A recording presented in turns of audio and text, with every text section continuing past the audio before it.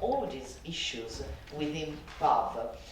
That was born as a place for the community, as a place in which the community was able to experience nature, to literally cultivate nature, because we had like urban gardens in a very, very banal way, but also to engage in practices that continuously reaffirm, as I said before, that nature and culture should not be considered two separated notions. So it follows that even nature and technology, in the frame of art in this sense, but more in general, should not be considered two different notions in opposition or even in alliance. Technology constitutes nature and nature constitutes technology. Yeah, I think it's enough. Merci, merci. Grazie mille. Merci, merci. Il y a déjà pas mal de réponses à cette question.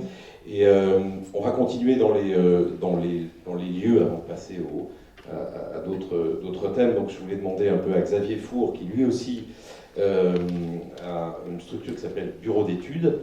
Petit clin d'œil à ces bureaux d'études et d'ingénierie, j'imagine. Il est surtout fondateur de la ferme de la Motte, une structure qui est passée de 4 à 25 personnes, donc qui maintenant n'est pas une petite structure. Est-ce que vous pourriez, de la même manière que Giulia, nous dire un peu qu'est-ce qui vous a fondé vous-même à développer ce projet et comment vous répondez à la question qu'on pose cet après-midi? Donc d'abord, pardon, c'est où la ferme de la Motte, pour que tout le monde puisse se situer? Est-ce que ça marche? Non, Oui, ça marche? oui, ça marche. Ok. Donc la ferme de la Motte, c'est au milieu de nulle part, c'est-à-dire dans la diagonale du vide, un endroit où personne ne va, qui sont aujourd'hui des endroits très intéressants et fertiles, où c'est peut-être là qu'il faut aller. Nous, on vient plutôt de l'art. Quand je dis nous, c'est avec Léonore Bonaccini qui est dans l'Assemblée. Maintenant, on se définit plus comme designer, parce qu'en fait, on opère un passage plutôt vers la question de l'action collective et de l'action publique. Dans ce cadre-là, la ferme de la Motte est une dynamique d'action collective, donc effectivement qui implique un peu plus de 25 personnes, qui est un lieu qui accueille des démarches artistiques et aussi de l'enquête scientifique. Il y a eu des rencontres qui sont appelées Écologie Pirate, qui sont passées pendant plusieurs années là-bas et qui ont été très fertiles pour le territoire. Et maintenant, on est plus aussi dans une démarche de territoire qui implique 4-5 lieux autour, dans une appellation que je ne vais pas développer, mais qui s'appelle Territoire École, et qui est de reconception en fait comment on apprend à habiter ensemble et à structurer des ressources et des fonctionnalités communes dans ce contexte de l'Anthropocène. Donc pour en venir à la relation entre art et science, ou plutôt entre design et science, on est également impliqué dans des projets qui touchent en fait soit la question de la reconception de l'action publique en matière sanitaire. Là, on travaille actuellement en fait en santé animale et santé humaine sur une épidémie qui touche les petits ruminants et où c'est comment en fait on travaille la démocratie technique et la démocratie sanitaire, qui est quelque chose qui pose un peu de difficulté aujourd'hui. Voilà, donc ça c'est un des terrains, avec des gens qui sont experts, scientifiques, mais ça touche aussi les sciences réglementaires et la question du design est plutôt dans la reconception de l'action. Idem sur un autre terrain qui est aussi en démarche territoire-école, qui est plutôt autour d'un lycée agricole où il s'agit de reconstruire en fait des filières liées essentiellement au fromage dans des contextes en fait de contrôle par des grands groupes sur le marché du lait. Voilà, mais là ce dont je vais parler c'est d'un autre projet, c'est ce qu'on va présenter d'ailleurs aussi à l'étage, qui s'appelle Alien in Green, qui est donc un collectif dont on fait partie comme bureau d'études, où il y a d'autres personnes. Il y a donc Ewen Chardonnay qui est ici, et il y a d'autres personnes qui sont permanentes ou temporaires, comme notamment Stella Petri, qui est à la fois artiste et biologiste. Ça a démarré suite à un journal, un numéro d'un journal qu'on avait créé avec Ewen il y a une quinzaine d'années qui s'appelle La Planète Laboratoire, qui est de critique des sciences et techniques. Et on avait fait un numéro sur le capitalisme alien, donc sur comment on vit dans un monde alien. Et c'est ça qui nous a amené en fait à créer Alien in Green comme une sorte de collectif d'investigation et de performance qui fait des enquêtes au croisement à la fois de l'éducation populaire, de la recherche scientifique et de l'art et du design. Alors là, il y a eu des images avant qui passaient, qui présentaient ça, pour en dire deux mots, parce que je ne pense pas que j'ai beaucoup de temps pour en parler. La forme a pris essentiellement, et c'est dans ce cadre-là d'ailleurs qu'on a été soutenu par Coal, c'est qu'on a mis en fait plusieurs années pour concevoir en fait une sorte de théâtre, qui est une sorte de laboratoire dans lequel on rentre, qui est un laboratoire qui est lié à l'alimentation, qui tourne sur la question des perturbateurs endocriniens, et la question de fond, c'est comment on vit dans un monde toxique. Comment, dans un monde toxique, on reconfigure les subjectivités autour de la question des perturbateurs endocriniens. Donc ça passait par des questions d'alimentation qui sont avec des xénoœstrogènes, avec des xénohormones. Et en fait, donc il y a de la confection de recettes. Il y avait, je dis ça très rapidement, donc il y avait à la fois des fiches, des techniques comme ça qui expliquaient en fait les aliments qui étaient utilisés par les personnes dans ce théâtre.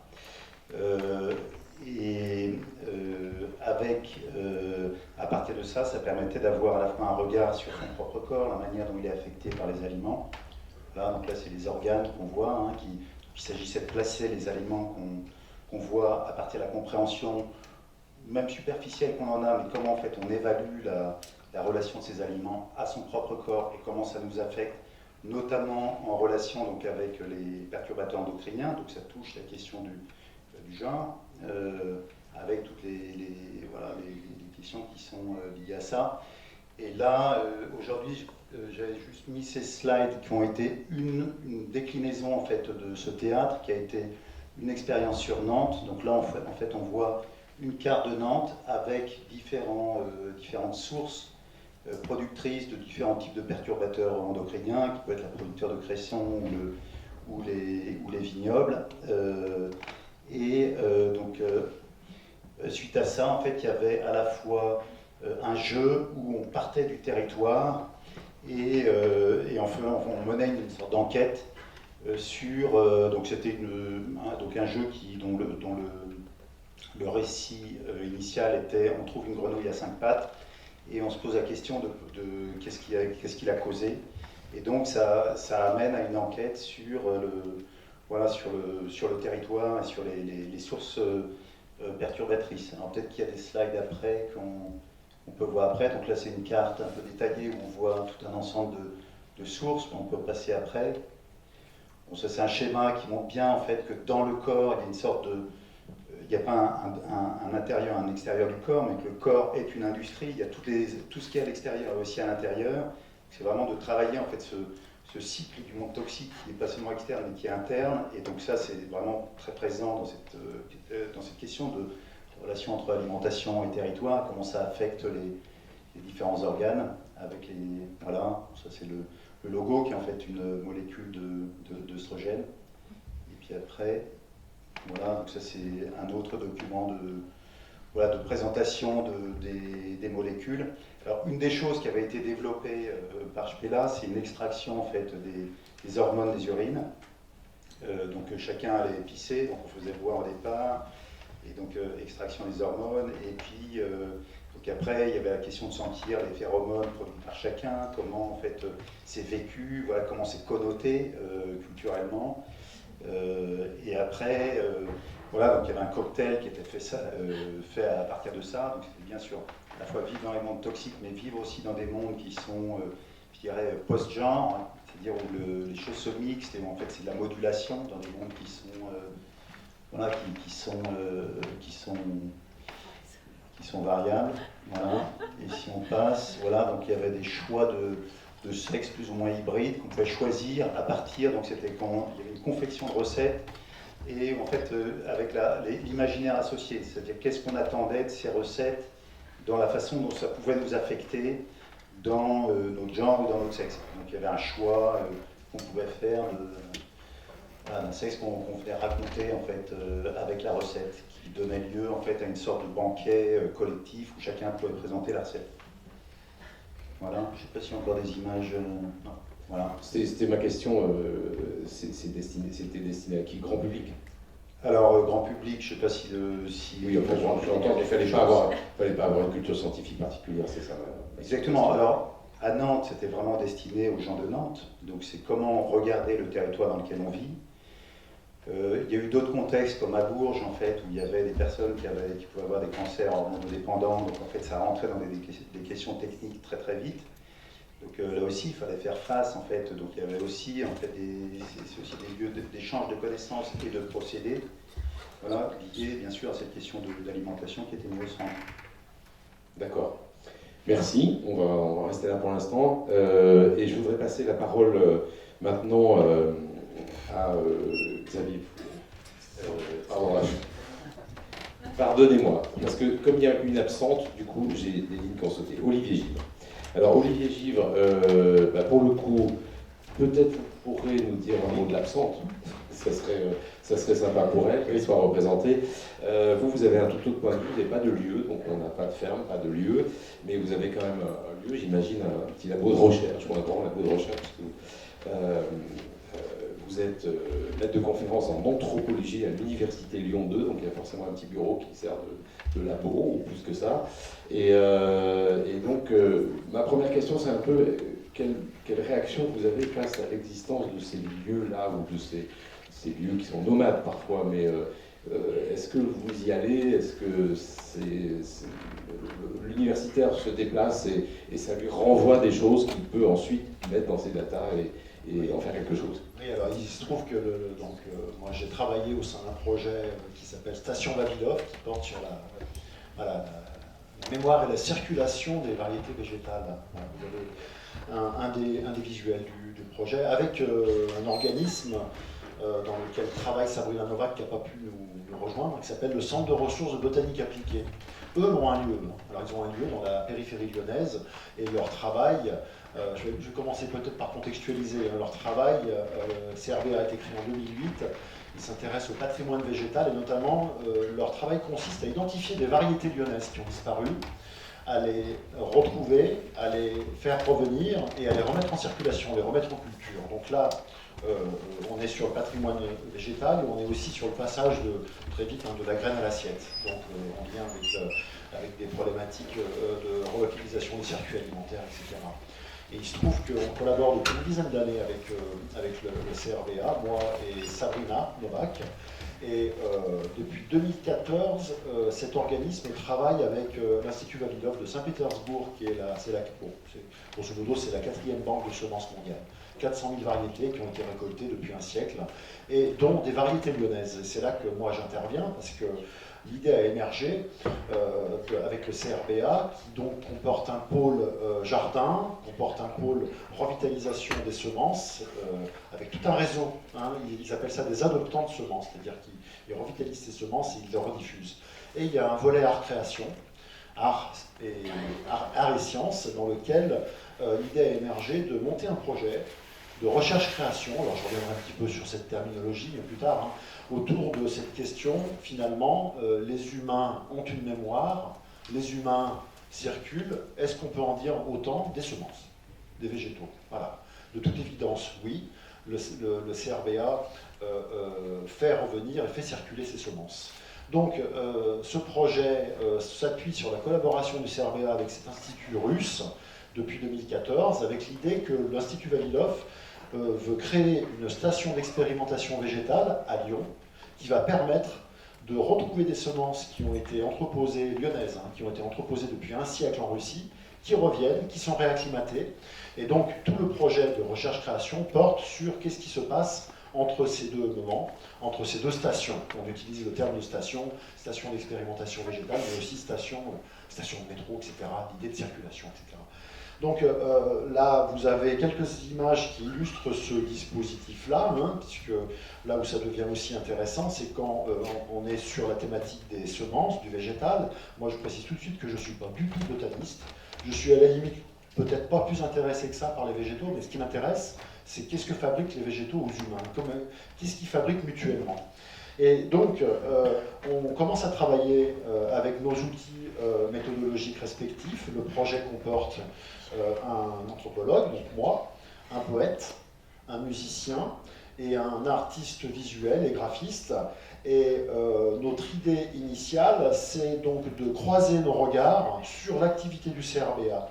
Donc là, on peut dire qu'on est à un métaniveau, hein, où le CRBA a son activité ordinaire et nous, on vient se greffer dessus pour observer un processus en particulier, cette relocalisation, cette circulation des végétaux. Donc on travaille sur le terrain, moi je mobilise mes savoir-faire d'enquête de terrain, observation, entretien, etc. Le poète travaille sur l'adaptation, par exemple, il a travaillé sur l'adaptation en poème de listes de végétaux, ou d'ouvrages de traités de botanique, d'ethnobotanique, etc.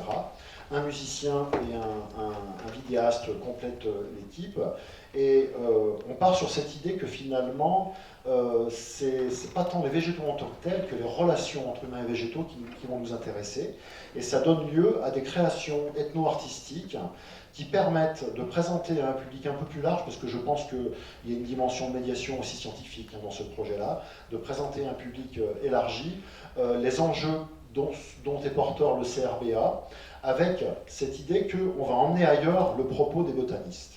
On l'emmène vers les arts visuels, on l'emmène vers l'enquête ethnographique, l'enquête de terrain, etc. Donc là, vous avez quelques exemples de la manière dont on a procédé, et notamment, là, ce que vous avez en ligne de fond, donc c'est un exemple de la manière dont on a travaillé, c'est le trajet qui nous conduit de Saint-Pétersbourg, du centre de l'Institut Vavilov, vers une des stations d'expérimentation végétale, et on propose donc aux gens une sorte de road movie sur la trace de ces semences qui circulent, qui se recomposent et qui finalement s'hybrident et qui reviennent en France.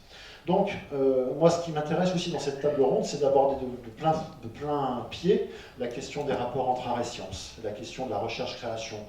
Pour moi, la recherche-création, c'est une idée assez simple, hein, c'est que le chercheur a une part de créativité qu'il doit exprimer, et inversement, l'artiste est aussi en mode enquête, d'une certaine manière, en mode recherche. Donc on travaille ensemble et on décide de se tourner vers des représentations en spectacle vivant, et notamment des performances qui nous permettent donc de proposer au public une sorte de chronique, de journal de terrain de toutes ces recherches. Ensuite, cette dynamique-là participe pleinement de l'activité du CRBA dans la mesure où ce qu'on a observé, alors c'est peut-être intéressant de parler des résultats et des effets, hein. Ce qu'on a observé, c'est que du côté des Russes, ils ont une activité qui va de la botanique jusqu'à la génétique, une activité de sciences dures, sciences du vivant, qui est très peu tournée vers la valorisation, très peu tournée vers l'impact public.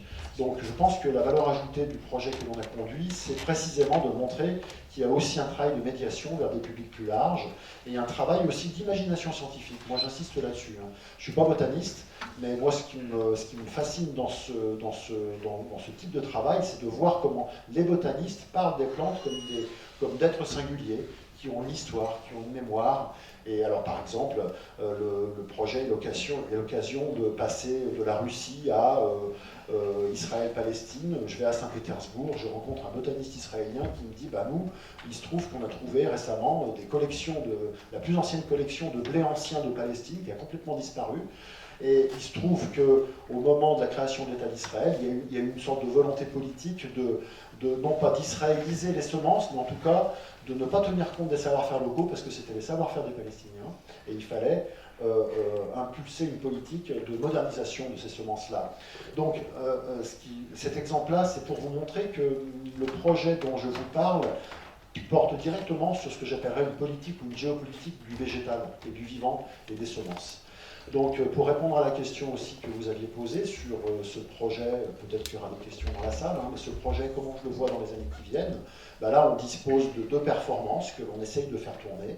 On dispose d'une production multimédia qui permet de séquencer un petit peu différents épisodes de cette enquête. Et l'idée, ça serait à l'avenir de continuer ce travail de terrain, ce travail aussi de lien avec l'organisme, avec le CRBA, parce que ce qui nous est apparu, c'est que finalement, le CRBA est amené à parler de lui-même par notre truchement. Voilà. Et pour moi, c'est un des rôles, je pense, du rapport entre art et sciences, c'est finalement de créer les conditions d'un dialogue et les conditions d'une médiation ou d'une mise en public qui permet de s'adresser à d'autres publics. Voilà, peut-être en quelques mots, très rapidement. Moi, j'ai une question très simple, mais je reviens beaucoup en arrière. Pourquoi la Russie? Pourquoi cet institut s'est trouvé là? En Russie? Alors, il y a un institut de ressources végétales qui existe depuis 1894, qui a été ensuite, qui visait tout simplement à donner les conditions d'une agronomie moderne à la Russie. Voilà. Et ensuite, cet institut s'est donc orienté vers la collecte de semences. Là, actuellement, il y a 400 000 variétés qui sont détenues dans l'institut, qui proviennent du monde entier. Et donc, il y a ce fonds, finalement, cet inventaire de semences qui donne lieu actuellement à des ouvertures internationales de la part de la Russie. Et donc, au moment où le CRBA prend contact avec l'Institut Vavilov, il tombe dans cette réouverture internationale de la Russie sur le plan, je dirais, du patrimoine végétal et des ressources génétiques.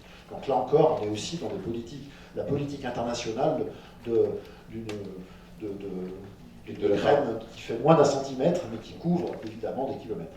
Mais de la part des Russes, il n'y a pas de sous-texte géostratégique.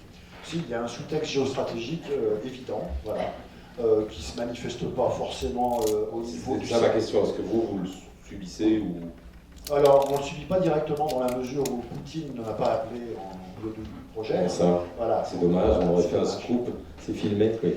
Mais il y a un sous-texte politique évident dans la mesure où l'Institut Vavilov a été identifié comme un des porteurs de la nouvelle politique agronomique du pays. Merci. On va passer à notre dernier invité, qui s'appelle Thierry Boutonnier. Donc là, on est avec un artiste cette fois-ci. Je ne sais pas si c'est sa dernière pièce, mais celle dont on a parlé récemment était à Lyon, donc on tourne un peu dans le coin.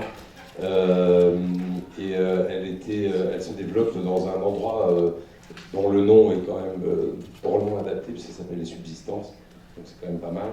Mais il n'y a pas que cette installation-là, qui est une installation assez gigantesque. Il y a beaucoup de travaux depuis longtemps autour de sujets où la science est présente, où la science est parfois moquée, on va dire, ou parfois tournée en dérision, pour des raisons qui sont des raisons de pensée et évidemment d'expression artistique dans un mode critique d'une production intensive, d'un certain nombre de choses.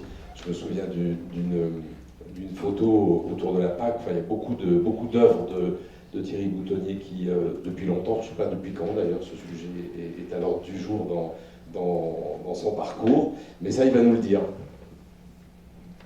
Bien, merci. Merci encore pour vos présentations et votre travail si nécessaire. Merci de nous inviter à discuter de choses qui, effectivement, nous traversent. Et je dois vous dire à quel point je suis quand même ému et à fleur de peau. Évidemment, ce sujet, c'est pas un sujet. Quand on est fils et frère d'éleveurs laitiers et qu'on accompagne sa famille pour faire en sorte que l'exploitation familiale puisse continuer à tourner, qu'on participe à défumer les vaches les mercredis ou les samedis, etc., c'est pas un sujet. C'est un mode de vie, c'est une manière de vivre, et c'est une manière de vivre qui est liée à une politique de l'alimentation et une manière dont on se représente ce que nous partageons tous.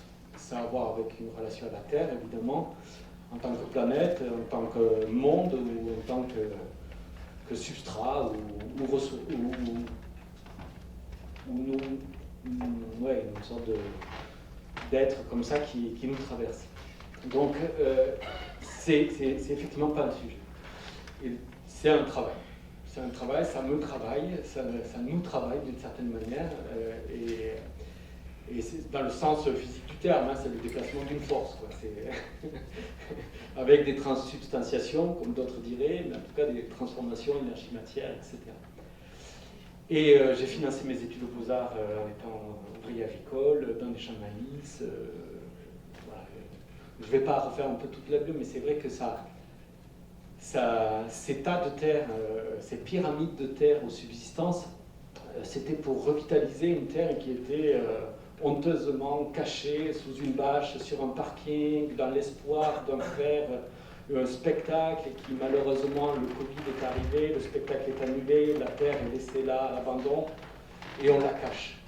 Tout l'enjeu, quand ils m'ont proposé de travailler et de les accompagner durant cette période que nous vivons encore de pandémie, c'était de justement rendre visible cette terre qui était donc transportée, abandonnée là, et revitaliser cette terre parce qu'elle était en train de subir une anoxie. Par ailleurs, au-delà des Beaux-Arts, donc je continue une formation. Une anoxie, si on peut. Une anoxie, oxygène et absence d'oxygène. Elle est en train d'étouffer. D'accord. Sous la bâche. Et une terre, c'est vivant. C'est de l'eau, du gaz et de la matière. C'est de la vie organique, de la vie chimique, physique, et puis des propriétés physiques. Donc on a réagencé, nous avons réagencé avec l'équipe des SUB, et puis nous avons aussi contacté le CRBA pour travailler sur les semences de sorgho, etc., pour travailler sur cette revitalisation de la terre sous la forme de pyramide. Donc au lieu d'avoir un tas de terre à abandonner aux aléas, même si les aléas ont une certaine fertilité, de hasard, de provocation du hasard. Donc bref, ces pyramides de terre ont été revitalisées pendant un cycle il y a eu 2 feuilles, enfin c'est 2 cycles de végétaux. Et là, dernièrement, elle a été, parce qu'elle devait remplacer le parking à terme. On devait faire une clairière des tilleuls, et sous les tilleuls, il y a un parking actuellement. Il s'agit de décrouter le parking pour remplacer le bitume par ce lit de terre. Et malheureusement, encore une fois, la pandémie est là, les moyens ne sont pas là, peut-être il y a aussi des problèmes liés au patrimoine. Donc on parlait tout à l'heure, mais je crois qu'il y a une nécessité à repenser la question du matrimoine, de repenser notre relation à la terre dans ce lien matrimonial, matrilinéaire, matriarcal, pardon. Bon, j'aime ma mère. Donc, il y a des opérations de transmission et de transformation. Donc cette terre avec les substances, ça en est un exemple. Alors dernièrement, j'ai reçu hier soir les analyses de la terre avant l'opération de revitalisation et après l'opération de revitalisation. Et il s'avère que cette terre a fait un bond en avant, comme diraient certains, en termes notamment de vie organique du sol. Voilà, je vous invite à regarder sur Internet, il y a une documentation. Voilà. Là, les images qui sont présentées ici, c'est ce qui nous rassemble et c'est ce qui va nous inviter, ce qui va nous rassembler aussi peut-être entre 18h et 21h pour certains, si vous le souhaitez. Donc, avec Julie Le Gall, Olivier Amand et tout un groupe de chercheurs à l'ENS Bio, mais aussi à l'INRA ou à l'ENS en géographie, on a essayé d'articuler les questions de justice alimentaire avec des questions de justice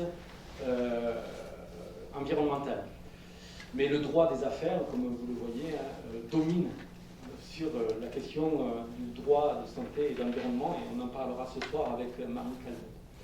Donc depuis 2016-2017, nous menons une enquête, et les collégiens du lycée Henri Barbus à Vaux-en-Velin sont les enquêteurs, à proprement parler. C'est-à-dire que je suis ignorant de leur relation au monde à travers leurs habitudes alimentaires et leurs formes de comment ils se représentent l'agriculture, etc. Et leur professeur Aurélie Roger, avec Julie Le Gall, on a mis en place des protocoles et eux se les ont appropriés. Plutôt que d'écrire leur menu, ils ont préféré les photographier. Pour ceux qui avaient un appareil photo sur leur téléphone portable, d'autres ont utilisé des photos à partir d'autres outils de captation. Et donc on a ce que Julie Gall appelle des paysages alimentaires à travers ces assiettes. Alors tout le monde fait ça au resto, de prendre en photo son repas, etc. Mais il y a des filtres, il y a une mise en valeur. Là, les collégiens, même s'ils essaient de mettre en valeur ce qu'ils mangent, ils avaient pour principe de photographier tous les jours, pendant 7 jours, leur repas, celui qu'ils voulaient. Et donc la série de ces photos a mis en exergue pas mal de choses qui a aidé la métropole de Lyon à repenser leur régime à la cantine. Puisque la forte proportion de viande le soir, pour le dîner du soir, pose des problèmes aussi d'apport pour les repas de midi. C'est-à-dire que s'il y a double viande, alors c'est pas forcément évidemment les meilleures viandes, évidemment, mais du coup, c'est poser des questions sur la place de la viande dans le repas quotidien. Donc là, nous avons un ensemble de séries de photos. Il y en a plus de 300 et on continue à en produire avec les enseignants. C'est une méthodologie d'enquête dont les élèves ont été à l'origine, parce qu'ils ne voulaient pas écrire. Et du coup, voilà, nous avons des données visuelles. À partir de ça, nous avons pris conscience aussi de la particularité de la France par rapport à d'autres pratiques, parce que par ailleurs, Julie Le Gall travaille à Buenos Aires, elle a travaillé à Mexico, et donc elle a vu sur d'autres territoires, avec le même protocole, l'importance des sodas. Et donc la question du sucre au quotidien. Alors là, c'est, on va dire, entre guillemets, un élève atypique par rapport à ce qu'on a pu constater dans les apports alimentaires. Donc c'est aussi du point de vue du collégien que nous avons des prises de vue photo. Il n'y a pas d'effet de style ou de standardisation, il y a cette acceptation d'une forme de réalisme du quotidien. Nous avons constaté une grosse proportion des sodas, et puis on a fait un exercice de lecture d'étiquettes des emballages alimentaires après une semaine de consommation.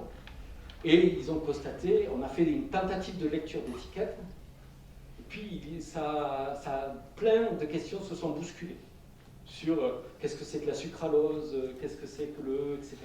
Et donc ils ont listé toutes ces questions, et ils ont émis eux-mêmes l'idée d'appeler les numéros de téléopérateurs, numéros de service, pour savoir, pour obtenir la réponse. Ils faisaient confiance aux adultes, ils font confiance aux adultes, pour leur fournir des précisions sur ce qu'ils ont l'habitude de consommer. Bon, en tout cas, toutes ces méthodes ont abouti à un constat, notamment d'Assina, qui est au milieu, qui est que, en fait, on le sait, nous savons que ce que nous mangeons, c'est pas bon, c'est pas génial pour notre santé, ni pour l'environnement, nous le savons, mais c'est notre vie, c'est comme ça. Donc on essaie de comprendre pourquoi, qu'est-ce qui surdétermine tel type de... Qu'est-ce qui sous-tend que c'est leur vie. Et du coup, on a travaillé avec Martine Cador, qui travaille dans le laboratoire Nutrineuro à Bordeaux, et qui a mis en évidence les principes d'addiction chez les jeunes, chez les adolescents, à travers des modèles de cerveau de souris adolescentes. Donc chez les adolescents, c'est le moment où il y a une transformation et une stabilisation des mécanismes cognitifs. Et la dépendance au sucre et la forte altération du sucre, la forte altération qu'opère le sucre dans fige quelque part une représentation de l'alimentation et par conséquent a une influence sur l'agriculture. Comme vous l'avez compris, que j'essaye de transformer à ma manière, puisqu'elle est clairement basée sur des principes extractivistes d'exploitation. Nous mangeons davantage de pétrole que nous mangeons réellement. Et, voilà. Et par ailleurs, une bonne partie de la population mondiale vit encore du travail de la houe, a des problèmes d'accès à l'alimentation, malgré le fait qu'ils en produisent.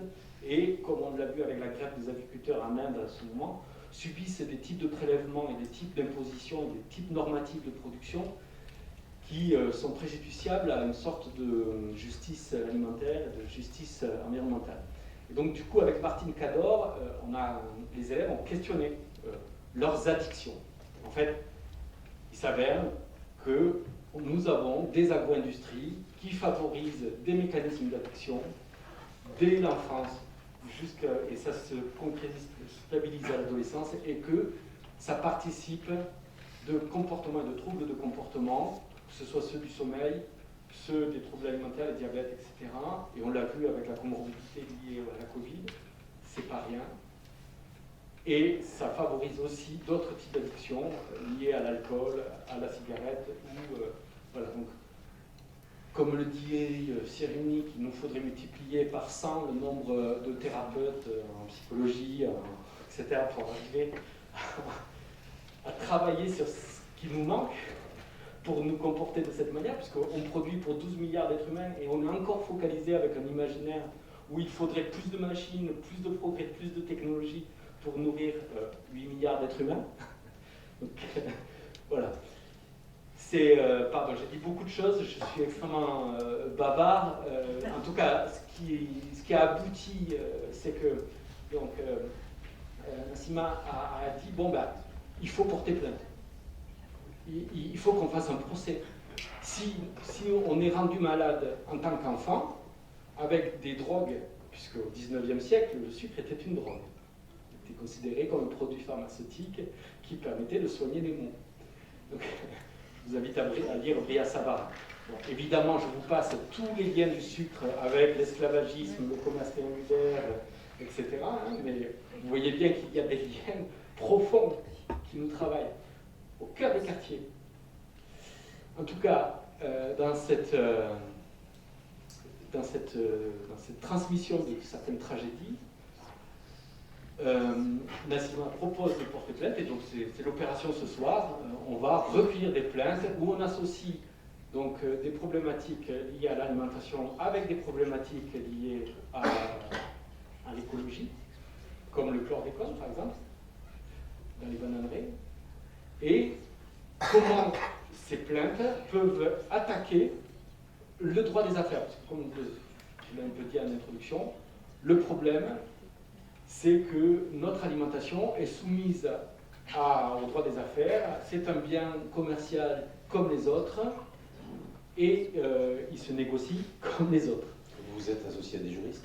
Eh bien, Marine Calmette va se joindre à nous cet après-midi, et on va travailler justement sur des manières de recueillir les plaintes, peut-être en automatisant la démarche sur Internet, etc. Enfin, en tout cas, en essayant de faire en sorte que les personnes puissent essayer de transmettre quelque chose. Parce que moi, j'ai des problèmes de fertilité. C'est un problème qui concerne de plus en plus de personnes. Mais j'aimerais pouvoir faire en sorte que ma plainte soit traduite. Pourquoi j'ai subi, ou peut-être dans un méchant de maïs, quand je les ai irrigués, avec l'atrazine ou d'autres produits, comment ça se fait dans ce niveau de toxicité, alors que nous en avons conscience, malgré soi-disant le fait qu'on ait le choix, des personnes prétendent ne pas avoir le choix, et comment on fait pour à un moment donné demander à des personnes morales, ce n'est pas Coca-Cola, ce n'est pas Nestlé, ce n'est pas Danone ou autre, ce sont des personnes morales qui ont un corps, qui prennent des décisions et qui le font en conscience. On le voit pour le tabac et maintenant on l'observe pour d'autres produits. Comment on fait pour arrêter cette sorte de perversion et de masochisme qui consiste à accepter de mettre au monde des enfants et d'emblée de les conduire à une forme d'abattoir social, selon là où on est né. Moi j'ai une dernière question, mais c'est les perturbateurs endocriniens peuvent rentrer aussi dans ce qu'il y a eu des procès. Oui, il y a eu évidemment des procès sur les perturbateurs endocriniens. Pour les perturbateurs endocriniens comme pour les champs électromagnétiques, ça a été longtemps en dehors des radars. Sur les perturbateurs endocriniens, notamment dans le domaine viticole, mais aussi il y a eu des histoires avec Triscalia en Bretagne, où il y a eu des reconnaissances comme maladie professionnelle. Donc ça débute. Mais en fait, c'est quelque chose qui est si profond, il a été question de faire un GIEC des perturbateurs endocriniens. C'est-à-dire qu'en fait, on passe complètement d'échelle dans ce qui se passe. Je pense que dans la manière de réfléchir les environnements et d'y faire face, je crois qu'on change vraiment d'échelle. Et donc il y a un vrai souci de savoir comment on répond à ça. On peut faire des procès, il faudrait avoir un générateur de procès. Donc Il y a des avocats célèbres. J'ai envie de dire que ça peut aussi passer par des avocats stars qui ont envie de s'emparer de ça et qui ont envie d'en faire quelque chose. On a vu souvent des causes qui ont été plaidées justement par des gens qui... notre actuel ministre de la Justice n'est pas le dernier à avoir joué ce jeu-là. On va s'arrêter là pour de ce côté, en tout cas, de la table, parce qu'il vous reste une petite vingtaine de minutes de questions. Est-ce qu'on peut faire passer un micro, du coup? Voilà. Donc, allez-y. Qui veut poser des questions sur la première qui est difficile? Pas de questions, ça vous paraît très clair tout ça? Si, madame. Moi j'ai une question un peu large, mais c'est par rapport à, par exemple, si vous êtes, je pense par exemple à vous, qui êtes designer, comment vous insérez en fait le design dans les sciences? Comment vous trouvez votre place autour de scientifiques, à dire que vous avez aussi la légitimité d'être dans ces sujets-là? Comment vous vous classez Effectivement, il y a eu une discussion assez longue là-dessus, sur ce sujet, notamment avec un sociologue, et en fait c'est sur la différence entre l'enquête en SHS, en sciences humaines et sociales, où en fait il va y avoir, où on essaie de comprendre ce qui se passe, d'écouter, comprendre, analyser, et puis après il y a la question du passage à l'action. Donc l'articulation en fait se fait là, c'est-à-dire que par exemple une question de santé publique, ok, on sait qu'une épidémie touche les petits ruminants, ok, on comprend, on ne sait pas comment y répondre. Donc la science s'arrête là. Après, il y a la question de comment on y répond. Là, ça devient une question de design, mais ça peut être de design d'action publique, donc qui peut mobiliser à la fois des sciences réglementaires, des différents corps d'État. Ça va en fait créer des logiques de coalition, d'expérimentation sociale. Voilà, je passe à répondre. Une autre question?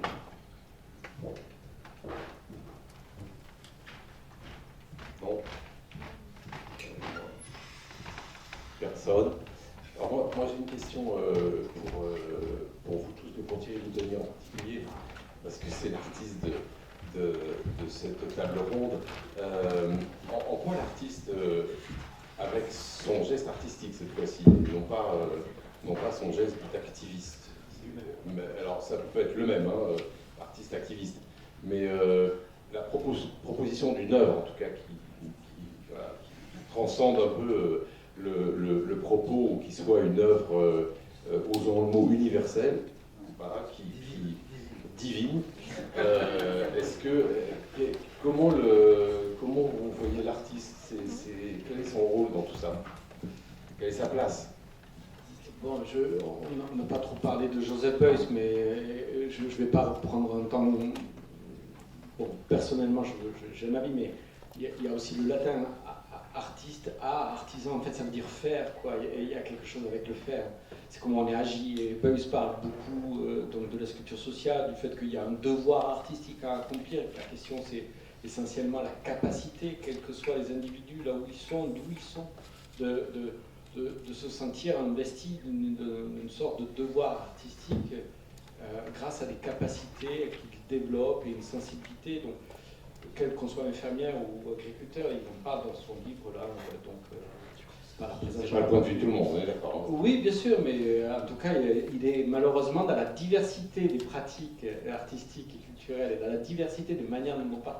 Malheureusement, même si on parle beaucoup de Joseph Beuys, on ne parle pas exactement de ces passages-là.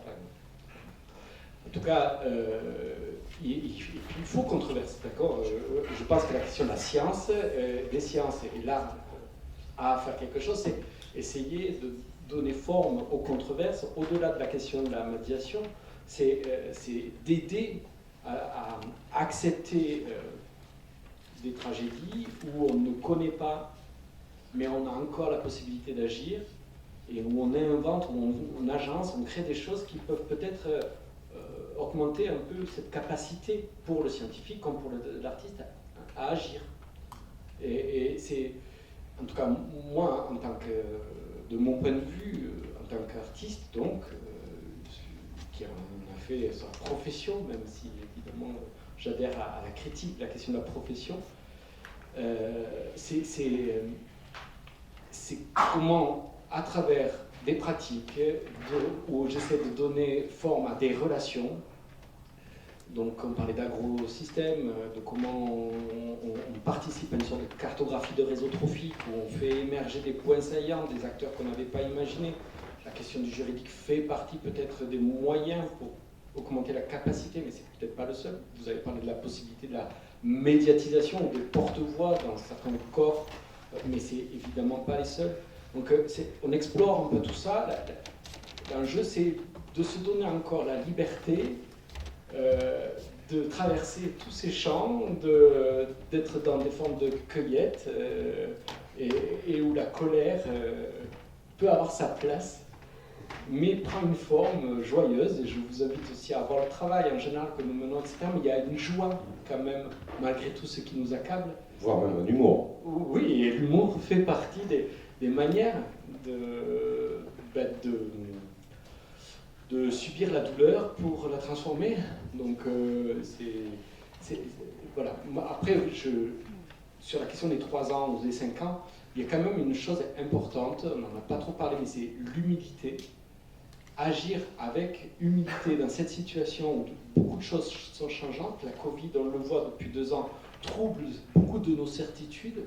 Et il est important de ne pas rentrer en relation par la peur, en sachant malgré tout que c'est quand même un discours très, c'est un bruit qui, c'est plus du bas bruit là, la peur c'est quand même quelque chose de lancinant, d'assourdissant, et donc il faut arriver à continuer à affûter les outils pour permettre à des jeunes, surtout qui ne comprennent pas, je pense aux adolescents, aux adolescentes, elles subissent beaucoup de choses, et il faut les aider avec sensibilité à acquérir des outils pour développer leur capacité à agir.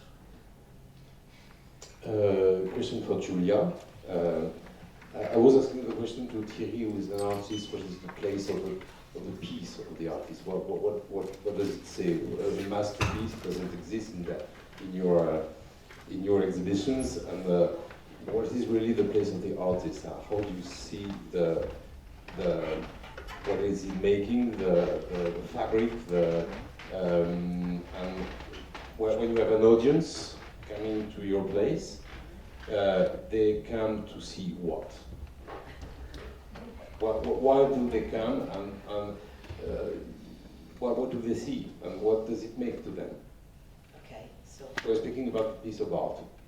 okay, Right. okay, absolutely understood. First of all, I'm really sorry to that I think I missed most of what you all said. But for what I understood, I mean, some extremely interesting and wow.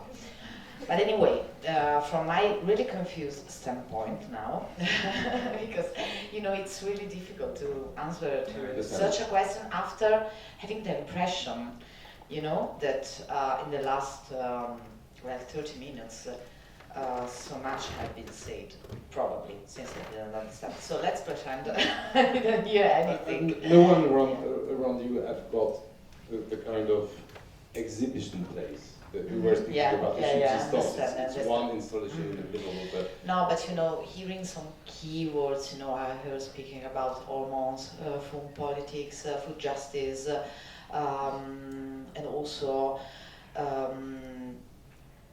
the plants and geopolitics. I mean, it sounds exactly like the kind of things we do at PAB. So it's quite interesting now having to start, but I can understand that you're asking from a different perspective. So I think it's a very difficult and maybe tricky question asking about the piece of art, the artwork, or the oeuvre, my God.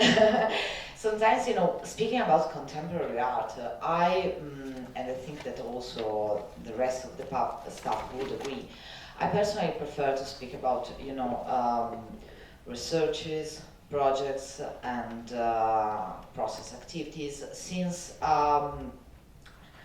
in the field of contemporary art, I think that we don't have the privilege to speak about the art piece in its like ontological reality, because we have to deal with we deal with art in our everyday life. So it's a job, it's a way to engage in social relationships, it's a way to engage in human relationships, it's a way to develop a political discourse.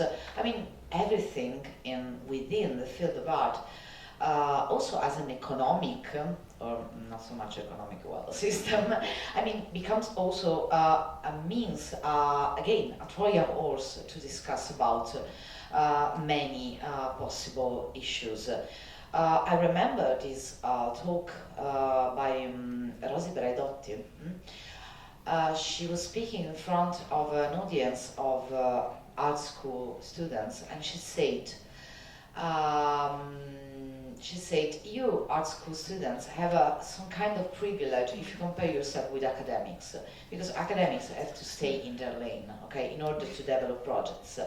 Art schools, artists, I mean, you have other problems, she said, but at least you can, I mean, you are asked to build bridges between one field of research and the other. So, coming to your question, pragmatically speaking, when people come at PAV, they see many things. They can see conventional exhibitions in which it's possible to see photographies, videos, and blah, blah, blah, but it's also possible to see a collection of artworks that are in our garden, in our park, so they're made of plants, basically, or other organic material. And so when the audience come, we try to explain them that having a sculpture park and having part of the living art, so art made also of living materials, is something completely different, because you can't really relate with living matter as you will do with, I don't know, marble or even some other less traditional materials.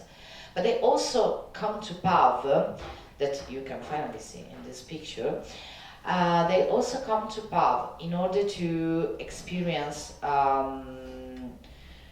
moments of community making, community organizing, and if I can, I don't know, maybe project the possibilities of PAV in the future, but I will say the possibilities of contemporary art in a broader sense in the future, is to extend this I don't know, vitalistic passion towards community making activities, not only limiting to the local community, which is of course the base of a place like PAV, okay?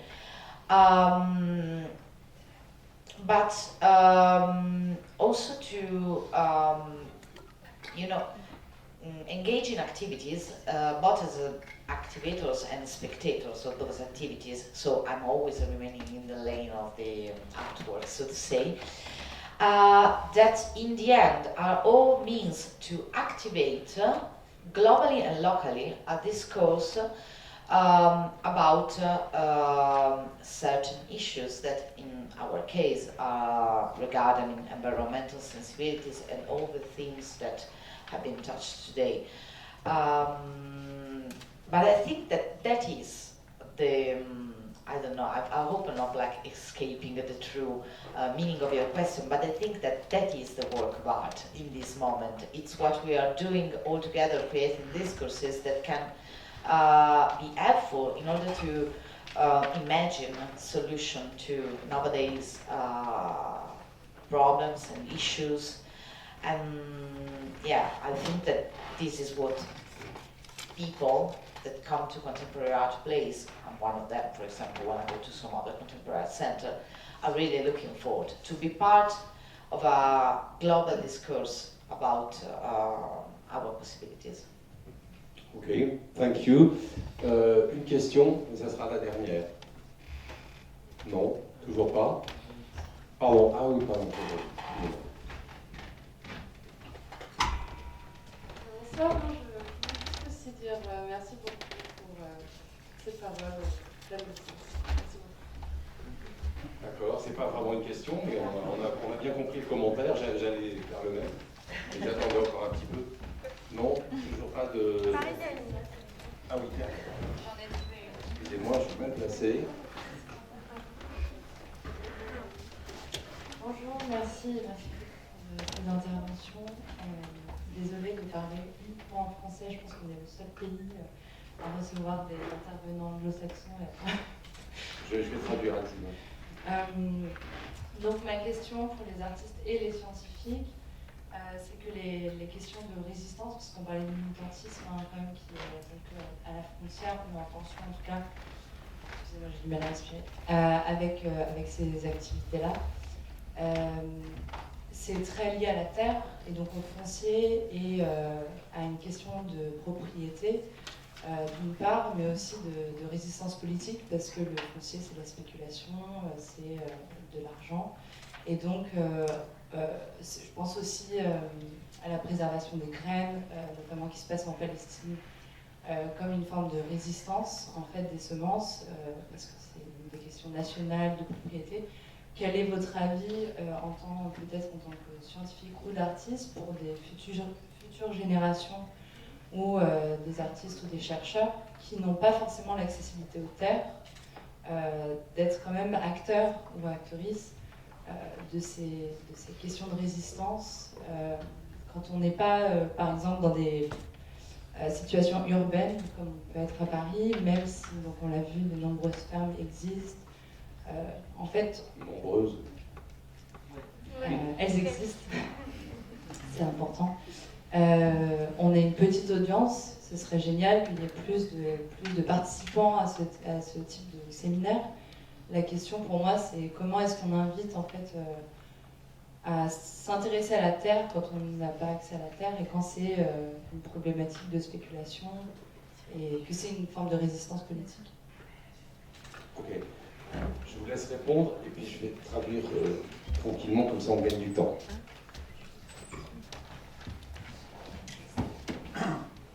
Ce que je peux dire là-dessus, c'est que nous, en fait, sur le projet En Allié, ça a été le point de départ, la question de la sortie de propriété, ce qui est une question qui est difficile d'un point de vue juridique, puisqu'on est obligé de ruser, en fait,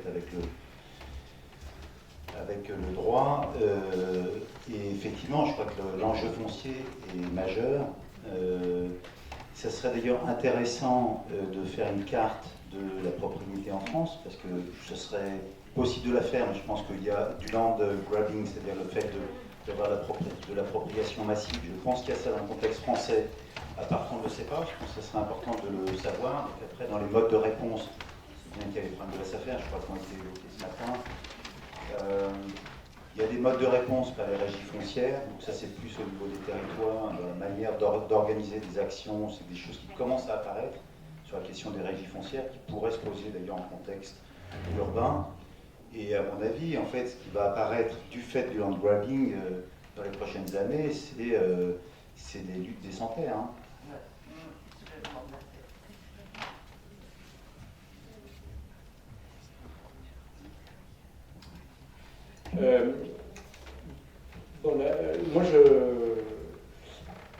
Résister, c'est se rappeler.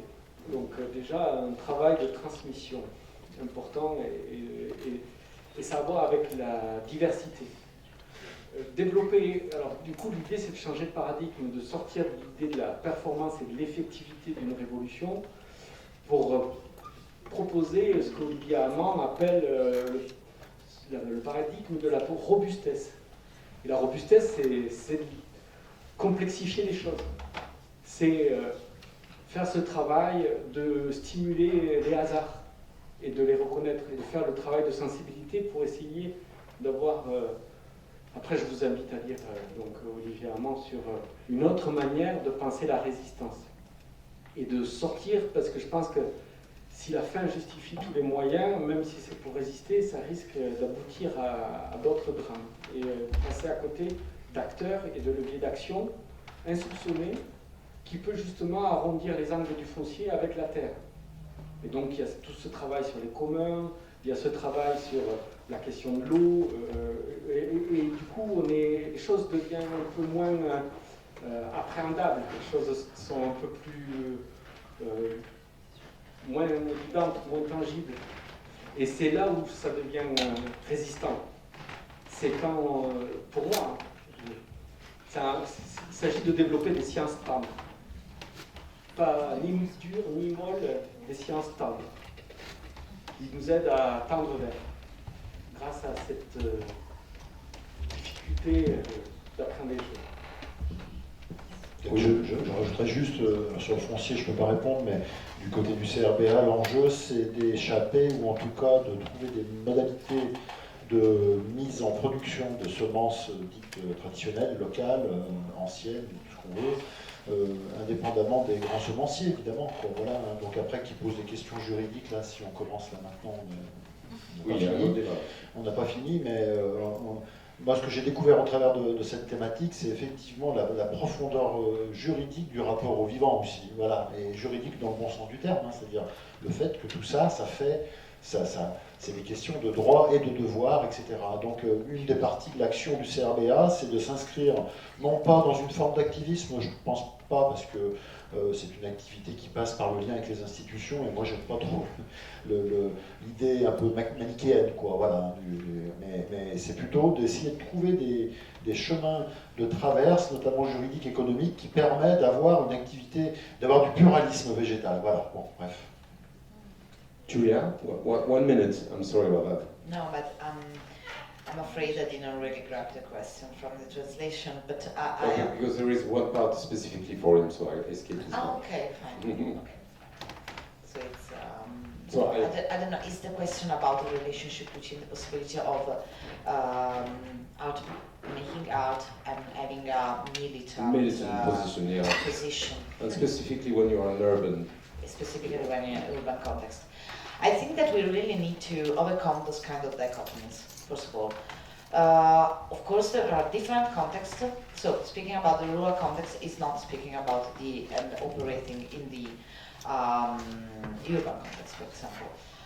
Starting from a bourgeois standpoint is not like coming from the working class. This is something that we continuously remove, at least in Italy, from the public discourse. It doesn't a space. Western, non-Western, this and that, blah, blah, blah. Of course, everything has specificity.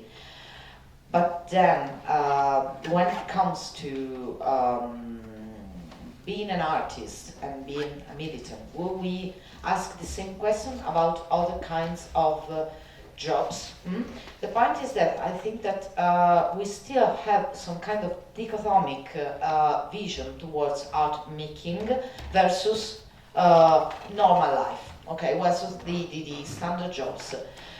There are historical reasons, I think, why we see where is this problem, but it is, I think, not functional to the work of artists that want to really be political and have an impact towards society.